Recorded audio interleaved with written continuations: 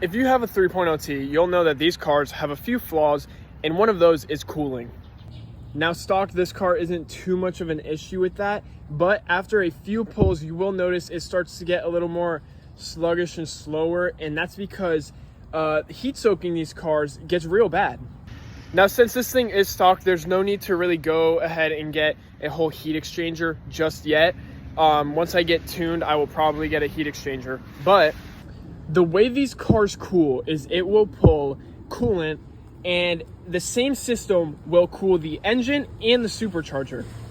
Now, after a few pulls, that obviously is putting more stress on that system, and that's part of the reason why this car heat soaks so fast. And what you can do is you can get a divorced cooling tank, and what that is, it's a little extra like reservoir. I'm pretty sure it sits somewhere around right here, and what it will do is you can reroute the cooling lines from the supercharger, and the supercharger will have its own coolant tank, and the engine will have its own, coolant supply. So basically, instead of having one system just run cooling for the whole car, there'll be one system for the engine and one for the supercharger.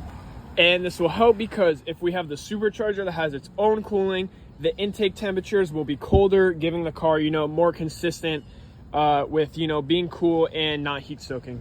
If you happen to have a, divorced cooling kit, let me know how that works for you and if it's worth getting.